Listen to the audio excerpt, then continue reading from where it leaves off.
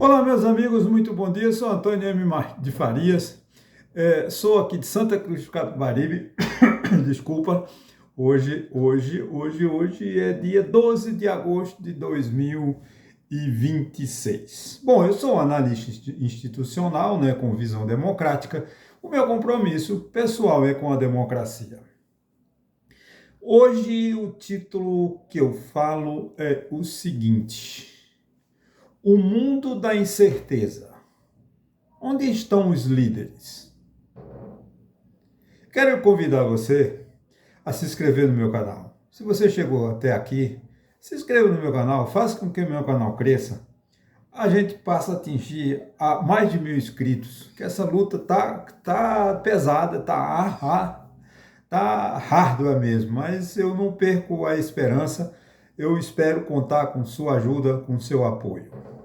Eu tenho evitado falar de política, polemizar, porque a política no Brasil, ela deixou de ser política e passou a ser, desculpa o termo, fofocas. Não se discute as verdadeiras necessidades de um país, de um estado, de um município, mas e sim de cunho pessoal de determinadas pessoas.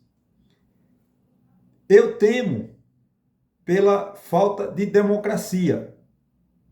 Eu espero, em pouco tempo, né, uma invasão do país dos Estados Unidos no Brasil, e a nossa elite vai ficar batendo palmas, aplaudindo, principalmente o Congresso Nacional.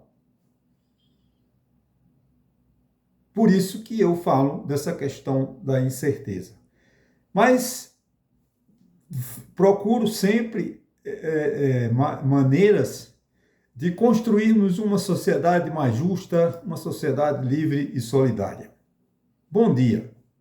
Talvez uma das palavras que melhor definam o nosso tempo seja a incerteza.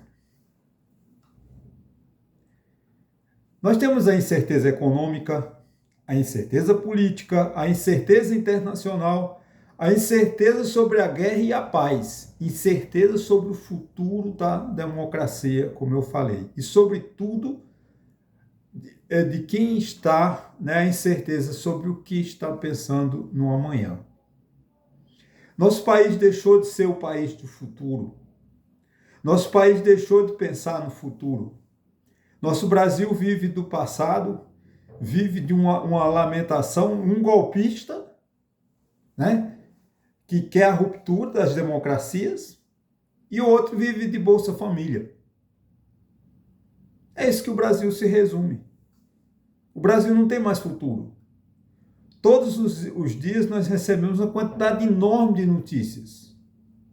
Fala-se de eleições, pesquisa, inteligência artificial, tarifas, inflação, endividamento das famílias, a briga da China e Estados Unidos, a Argentina em guerra com o Brasil, né? Mas talvez o problema não esteja apenas em cada uma dessas notícias. Mas o que está ligado a elas? A quem interessa essa fofocaiada, essa falta de educação diplomática, de educação política, como nós estamos vendo esse governo da Argentina com relação aos ataques que ele tem feito ao governo brasileiro? Ah, é porque é o governo Lula? Não, não importa a quem quer que seja, tem que respeitar. O Brasil é soberano. O Brasil tem um Estado e o presidente da Argentina tem que respeitar. Onde estão os grandes projetos do Estado? Cadê as nossas lideranças capazes de dizer não apenas como vencer a próxima eleição, mas como criar um país justo? Que país nós vamos deixar para a próxima geração, meus amigos? Se nosso país está um caos, nós vamos entregar aos nossos filhos esse caos piorado?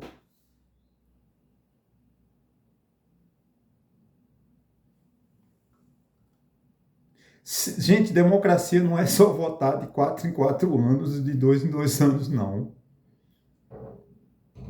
Um Estado democrático de direito também precisa ser capaz de proteger as instituições, preservar as liberdades, principalmente colocar o ser humano no centro das decisões públicas.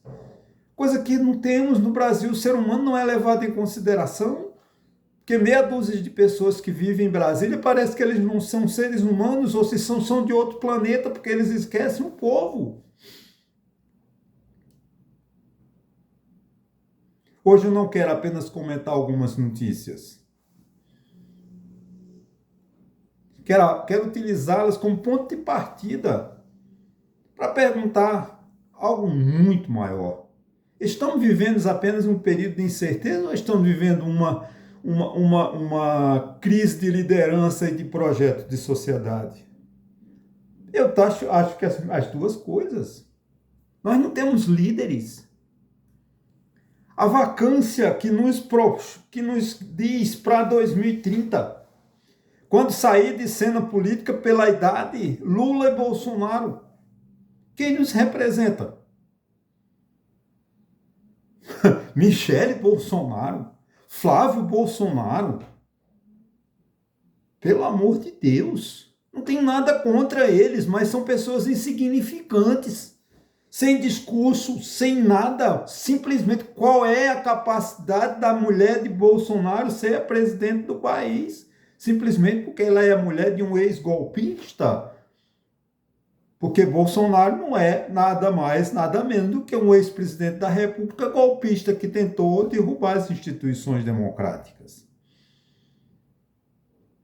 E agora nós temos uma direita perpetuada pela família Bolsonaro entregando o país aos Estados Unidos de mão beijada. Toma, o país, o Brasil é teu, faz o que quiser, pega as nossas terras raras, pega nosso petróleo, pega, leve para lá e domine o mundo. Porque nós adoramos os Estados Unidos. Gente, o Brasil precisa ser um país soberano. O Brasil precisa ter brasileiros que tomem conta de nosso país.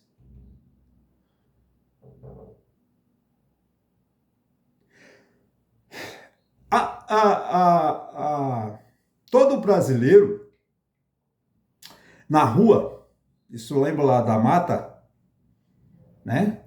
É honesto. E é curioso porque uma figura que eu lamentavelmente convivi com ele, porque ele governou o Rio durante 4 anos, depois a mulher dele mais 4, Antônio Garotinho. Corrupto. Todo mundo sabe. Não estou dizendo que, eu tenho provas. Não, a própria Justiça do Rio de Janeiro está sob júdice agora, a candidatura dele. E ele se candidata a ser novamente governador e está em segundo lugar nas pesquisas. Eu pergunto, a culpa é de quem? Do governador, do Antônio Garotinho? Não. É do eleitor que consegue enxergar numa pessoa que foi preso, uma pessoa que está investigado, a família toda investigada, se candidata a ser chefe de Estado e as pessoas o elegem, o escolhem. Se liberássemos Sérgio Cabral, com certeza ele estaria em primeiro lugar. Gente, pelo amor de Deus, nós precisamos de abrir nossos olhos. Não é votarmos de apenas porque o pastor da igreja mandou. Você vê aquele Eduardo Cunha, que foi corrupto, preso, do Rio de Janeiro, foi presidente da Câmara, deu o golpe que liderou o impeachment de Dilma Rousseff, que eu não concordo com a tese do golpe, mas é o PT que defende. Ele agora está sendo candidato a deputado federal em Minas Gerais, porque ele não quer concorrer com a filha no Rio de Janeiro, e pode ser um dos deputados mais votados. Um corrupto. E o povo de Minas, um povo tão lindo, tão maravilhoso, tão educado politicamente, vai eleger esse homem. Está tudo errado. Nós precisamos de ter mais honestidade. Não adianta só um discurso. Você vai votar em Eduardo Cunha porque ele é pastor, vai votar em Eduardo Cunha porque tem 300 licenças de ter rádios e difundir a palavra de Jesus pelas ondas sonoras. Você vai votar nele simplesmente por isso? Mas fala o discurso de Antônio Garotinho, que também é pastor, não se condiz com a palavra de Jesus, não. Você me desculpa, Jesus não é desonesto. Você pode acusar tudo, menos Jesus, Deus, de ser desonesto. Desonestos somos nós, homens. A religiosidade de Silas Malafaia não é a religiosidade de Jesus. Porque aquele Jesus defendido no púlpito da igreja pelo bispo Malafaia não é o Jesus verdadeiro, não. Aquele Jesus que sofreu, que virou homem, que sofreu na pele, que chorou, que orou, que curou e que cura quem a ele pede e quem merece.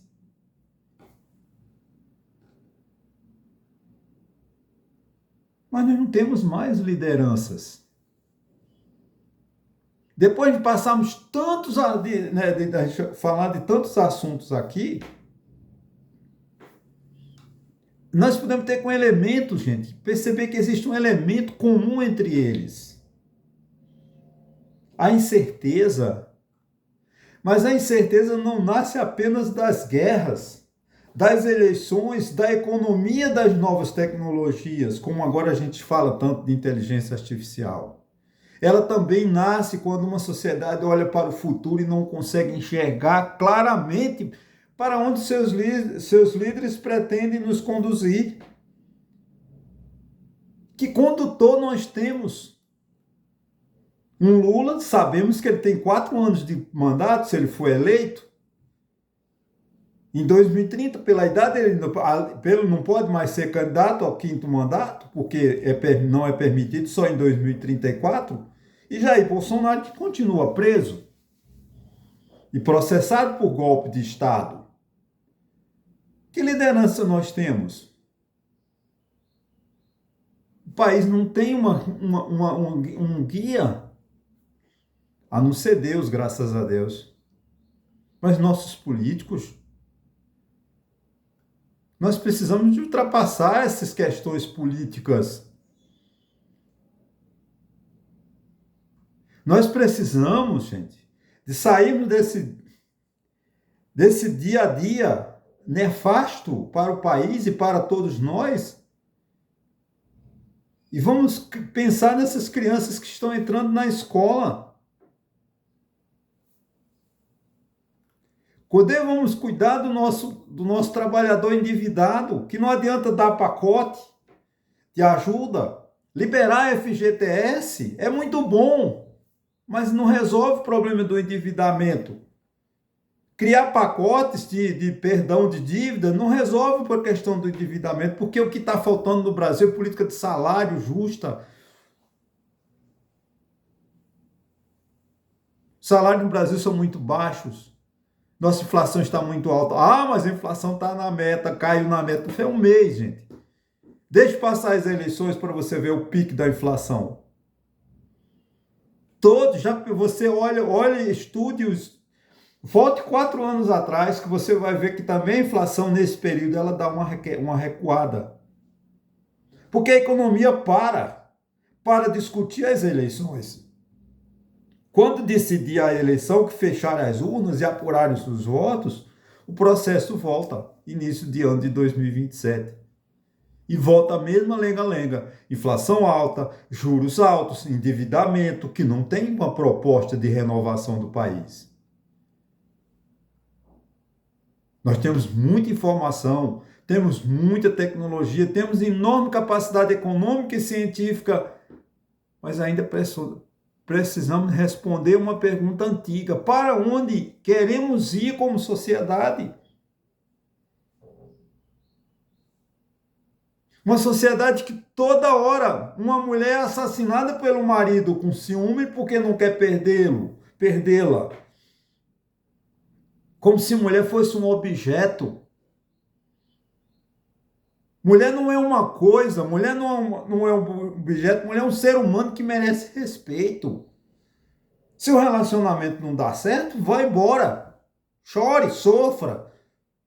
Curta sua música depois lá, mas viva sua vida e vá ser feliz com outra. Aprenda a viver, aprenda a respeitar. Agora, como é que nós vamos reduzir essa violência contra a mulher? Com muita educação em casa e na escola. O que nós temos? Não temos educação. Porque os municípios, que são os responsáveis pela educação básica, não oferecem nenhuma estrutura adequada de como educar os nossos filhos. A democracia, gente, se não investir em educação, não investir em saúde, não investir em casa, não investir em segurança pública, ela continua imperfeita.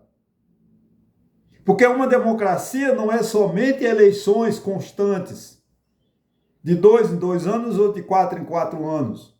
Essa democracia formal que existe na Constituição não resolve, porque a democracia, a verdadeira democracia, é a democracia material, que é o bem-estar da população, que os governantes não pensam, dos vereadores à presidência da República.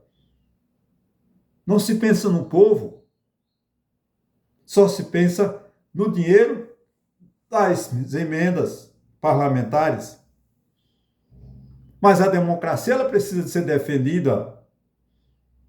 Defendida não só com palavras, mas com ação. Precisamos de ir para a rua, precisamos de dizer não a esse governo argentino picareta, desculpe o termo, mas já falei, que está comprando uma briga, aliando-se ao governo americano para destruir a democracia brasileira.